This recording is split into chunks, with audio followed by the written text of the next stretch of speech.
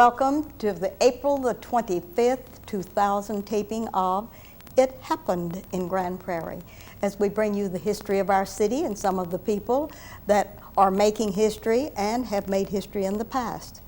Today is our history tape number 396, and we're very excited. This is a segment about prayer and the National Day of Prayer, and we're going back to do a little research on the National Day of Prayer, in that we have with us two longtime founding members of the Saturday morning prayer breakfast that's been in Grand Prairie since 1985. And we're just delighted to bring to you, first of all, the prayer breakfast guru, Mr. Vernon A. Jackson. Welcome, Mr. Jackson. We're so glad to have you on the set, young man. Thank you, Ruthie. I'm very pleased to be here. Wonderful. And Martha Richardson, the Richardson of the Red R fame. Martha, we're so pleased to welcome you, my dear. Thank you. Wonderful. And having these two young people with us today, we're going to strike up a note of history about the Saturday morning prayer breakfast, which sort of began in Mr. Jackson's mind with a church that he attended. And then he wanted to expand it into something more than just the family church setting of prayer. And he decided at that time that we ought to really look the town over. And he did. And Mr. Jackson, from there on, would you like to tell us about the beginnings in 1985 with the Saturday morning prayer breakfast? Did you think you could pull this off with the help of the Lord, young man? We'll need a lot of help from the Lord. We did start, as Ruthie mentioned, in 1985. Our main purpose was to pray for the city. We were all very happy and pleased with our city to live in Grand Prairie, and naturally we were not satisfied with anything but the best. And from our background, we knew that we need the Lord as individuals, but we also believed we needed the Lord as a group of people, that our city needed to follow the Lord in His ways. So that was the main reason that we started the prayer breakfast. And we found other people that was interested in the prayer breakfast in our city, of course, that were members of other churches. So we either got the idea, or the Lord or the Spirit gave us the idea, and of course we like to feel that the Lord gave it to us, and that was that just allow or encourage anyone that wanted to come to the prayer breakfast to come to the prayer breakfast. So we began meeting at restaurants on Saturday morning. And of course, we said, well, what time would be a good time? And we were all from the school that had been getting up early anyway, so we said 6 o'clock is a good time. So we began immediately meeting on a regular basis at 8 o'clock. 6 o'clock. At 6 o'clock. Thank you, Ruthie. I have some good help, and I need it rather often. But anyway, we began meeting at 6 o'clock every morning on every Saturday morning. Where did you meet first of all? What was the first place that you ever met in Grand Prairie, Texas? Gee, I wish you'd asked me that before I got on TV, and I would probably remember exactly where it was. But I know very, very soon we began meeting at the Red R Cafe. Yes, that was really our beginning, because we weren't organized really as a prayer breakfast until we started meeting at the Red R, because you said we'd either meet at the Red R or Ruthie Jackson would have to cook breakfast for all of them.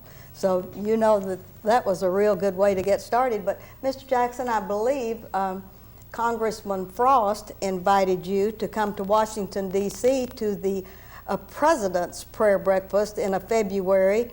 How did you enjoy going to that and getting an extra charge for celebrating prayer? Well, of course, I didn't want to go by myself, so you were invited to go too. You and I went to the prayer breakfast in Washington, and it was an experience that we'll never forget. It was people from all over the world there, and of course the president was there and spoke to us, which is the custom each year, and we enjoyed it very much. And it was worth the trip, wasn't it? Oh, yes. Oh, yes, and we'll always be grateful to Congressman Martin Frost, but the only way you get invited to that is your congressman invites you to go and represent his district. And so Helen and Ken Thorpe had gone about a couple of years before Mr. Jackson and I went to Washington, so we were real pleased with that. And Martha, we're going to have to get with you a little bit, because when we started out at the Red R, tell us what you thought about this group of folks coming in so early in the morning for prayer. And at that time, you had with you by your warm side Red Richardson, who was such a fine young man that you lost to death several years ago. So tell us your experience. Well, first of all, to have a meeting at 6 a.m. on Saturday morning, you have to get up at 5. That's it. So we were ready for you and glad to see you. And we're delighted to see the number of people from different churches. Yes. We often find as many as 8 or 9 different denominations represented. And we had such a cross section of people coming in, and it grew, and we began to see results. Yes. One person's prayer is valuable, but you join a number of people praying for the same thing, and you really see results. And as a past elder of the Presbyterian Church, First Presbyterian Church, where you attend, you added so much to our prayer breakfast, because you were always coming with devotions and special requests and really wanting to pray for our city. And during that time, Red was a member of our group. And we saw Red as he was on the decline in his health. But you know, he got up every morning because Martha saw that he came to that prayer breakfast, and it was wonderful. He was the one who saw that Martha got up. That Martha got up and got dressed and got to that. Well, we have lost Red and Lynn Strickland and Spencer Lewis and the Reverend Castro are some of the ones that we've lost to death since we've been meeting these 15 years, and this was a real wonderful time to celebrate. But Mr. Jackson, where are we meeting now? It's the old Miller Drug Store. The old heads in Grand Prairie know exactly where Miller Drug Store is, downtown Grand Prairie on Main Street. Of course, I believe they call it Miller's Cafe or Miller's Restaurant. Fountain and Cafe. Fountain and Cafe. And I'd like to say that we don't just pray for the city, we pray for all prayer requests. Each person that comes to the prayer breakfast brings our own prayer request, many times for ourselves and certainly from our friends and neighbors. And also, I feel we should mention that each person that comes, well, of course, all people are invited. If you're listening out there and you say, gee, I didn't know about that prayer breakfast. I wonder if it's exclusive bunch. Well, it isn't. We just very seldom ever what most people would call advertise. It's just word of mouth, but whoever the Lord sends is just welcome as they can be, and you would be too if you decide you want to come to the prayer breakfast. And it's never the same group. You might be inquisitive as to how many do we have. Well, we never know how many we're going to have. Very seldom do we have less than 10, and sometimes we'll have 20. So we never know, but each person that comes demands a lot of respect, or we certainly give them a lot of respect because we feel that the Lord sends them. So if you come, you're welcome. All right. And Martha, I know that you have a lot of influence in the city because of your many long years that are here. Do you think it's really worthwhile for a person of our age to get up at 6 o'clock in the morning and do this one good thing? If I didn't think it was, I wouldn't get up You wouldn't at 5 do it, a.m. right. on Saturday mornings. What is impressive to me, every person who comes has a time to speak and a time to present their request and their concerns. And this concerns all of us. Yes. And again, we join together to do the prayers together. And it has an impact. Yes. And it's not just older folks that come to this. I No.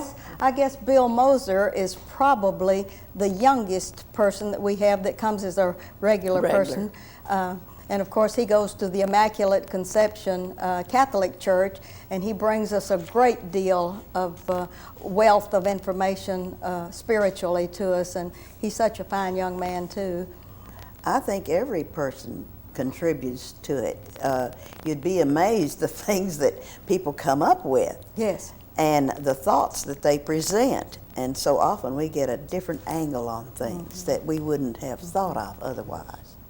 Also, yes, Mr. Jackson? I'd like to say that many of us was somewhat ingrown in our own church whenever we started this prayer breakfast, but we've learned to appreciate other churches, other Christians, and it's been a very enlightening experience for me, and I know it has for other people.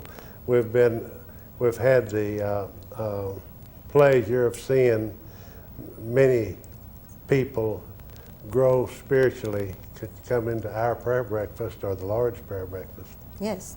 Well, Mr. Jackson, since you're an elder in the Burbank Gardens Church of Christ, they usually are just pretty strict on the things that they do, but you just seem to have really made an inroad into letting the Lord lead you in this particular direction. I'd like to congratulate you on that, and the fact that you have also encouraged us in the National Day of Prayer. The first Thursday in May is always the National Day of Prayer that's celebrated over the United States, and you've had a part in that ever since 1985 when we started the prayer breakfast, and now you're joined by the ministers, the Grand Prairie Ministers Association, and we're going to be meeting and we're going to interview them on the last half of our history show today to tell about their involvement. And they always meet us at the Liberty Bell on the first Thursday of every May at noontime, and we get a proclamation from the mayor, and we have just a short time of prayer. But this year we're going to have something new, Martha. This year at the National Day of Prayer we're going to have a fast reception, and that's in quotation marks of a fast of bread and water. And this is going to be administered by the First Baptist Church. Dr. Bill Scarr has volunteered to host us a fast reception at the Liberty Bell when we meet there at the noontime hour. And we thought that was wonderful. We didn't think we'd be able to pull this off this year, but Dr. Scarr, sitting by me at another meeting, said, I'd like to do that. And so that's the kind of cooperation that we get on the National Day of Prayer and at the Saturday morning prayer group, and it's just wonderful. Mr. Jackson, we're going to leave you the last word. We have half a minute left, and this is your camera. Well, I noticed during the meeting you mentioned Bill Moser, and I'd just like to mention a few people that come regular to the prayer breakfast. All right. Randall Hill from Burbank Garden Church of Christ is a regular member, and I appreciate him very much. Bill and Betty. Bill and Betty Newberry from First Methodist. From First Methodist are regular members. Lester Ader from First Methodist, and I'm trying to. Margaret Castro is also a member. Trinity. And she's a Trinity Presbyterian elder, I believe. And Stan Moore, who is a builder in Grand Prairie, comes to this. John Wright, the famous attorney, comes to this prayer breakfast, and just a real fine combination of Christians come to prayer breakfast. So I'd like to encourage anyone that the Spirit may be nudging even now to come to prayer breakfast. Come on down. Thank you. 6 o'clock. Thank you, Mr. Jackson, and thank you, Martha Richardson. Y'all are real precious to be with us today for the Saturday morning prayer breakfast salute along with the National Day of Prayer. And we'll be right back with the rest of our prayer show. Okay. Now, shall we go? Yippee-yi-ki-yo, get along, little doggy. Would you look at this mess? If I ever get my hands on the yahoos responsible for messing up these beautiful Texas roads, I'm gonna moo, moo. I didn't know longhorns could talk. Me neither. Horses, I've seen horses talk. And pigs, remember that movie? That was a great movie. I love that pig. As we continue our program on the Saturday morning prayer breakfast and the National Day of Prayer and the Grand Prairie Ministers Association, we're very excited to have two very special guests this afternoon to finish our program. First of all, we have the Reverend Dr. Buck Humphreys, who is a very special young man with the St. Charles Church, and we want to welcome you back to the set, young man. Ruthie, it's always a pleasure. Thank you so much. Yes. God bless. You were with us last year, and now you're back again, just on fire for the Lord and for all of the good things that we're going to do. And we have a brand new one with us today here. We have Pastor Peter Weber. Peter, we're just so glad to have you with us. It's great to have you with us from the Seventh-day Adventist Church on Tarrant Road, a long-time church with a great history in Grand Prairie, Texas. That's right. As a matter of fact, almost as long as some of the older churches in Grand Prairie, Texas, and Yes. with its beginning in the old city of Dalworth Park. That's and right. have transitioned on now, coming a little bit to the east, but you have a wonderful group of people that are with you, and so we're glad Thank you to for have having us. You bet. All right, Dr. Buck, we're just so glad that you're going to be the chair again for the National Day of Prayer, which is this Thursday. That is the 4th of May. And we're a little bit behind with getting this message out with your part of the program, but we know that you're going to just look out into your camera and tell everyone what a good time we're going to have, and etc. Well, Ruthie, we invite all the Christians in the Grand Prairie area, and there's 116 churches here, to join us at the Liberty Bell in front of City Hall on noon the 4th of May, Thursday, for a short prayer service. We're also going to have a fast lunch. And frankly, it reminds me, we do a veneration of the cross on Good Friday. And at that time, it's at the end of Lent.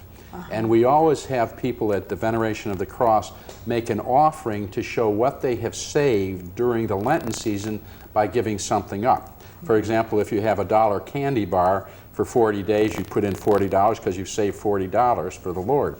This is the same kind of thing if you contribute $5 for lunch, and then you have bread and water with an abstinence for this particular day, and then we will use that for a good charitable purpose. Who's our chairman for this wonderful fast reception we're going to have at the Liberty Bell?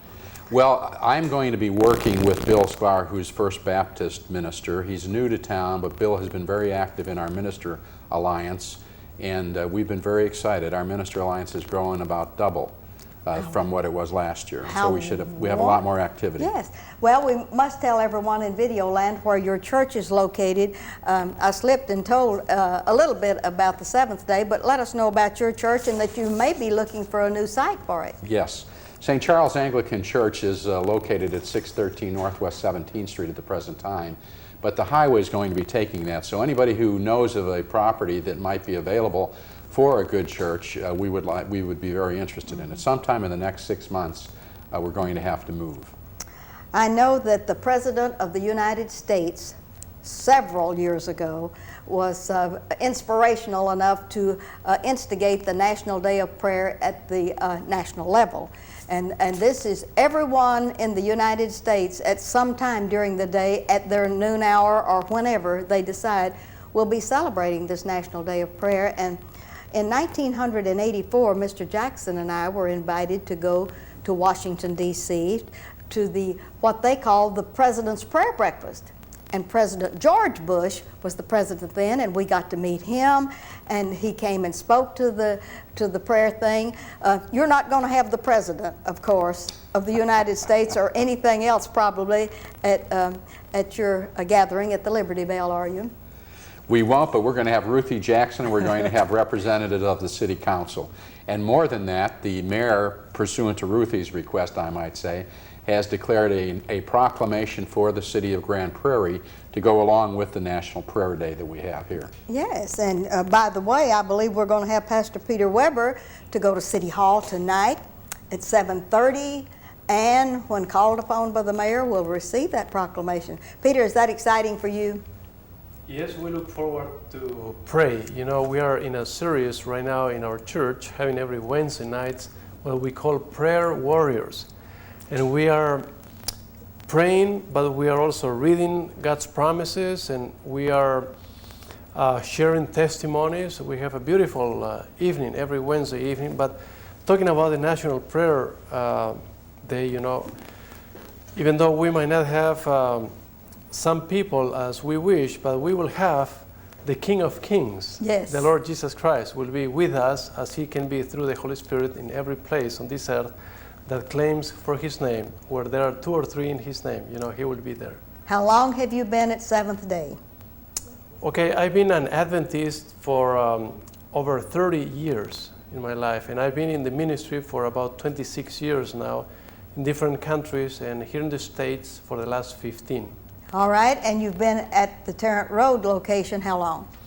For the last 3 years, 3 and 3 months. Oh, that's enjoying very much. I feel like this has been the best church, if I can say that. You know, we shouldn't compare people, but every church is different. It's like a different personality, but this is a very friendly, very loving, very affectionate, supportive church, and we really feel fortunate to be here for all the educational facilities that are available for our 2 sons in the area, you know. I might say I had the pleasure of attending his church last Saturday.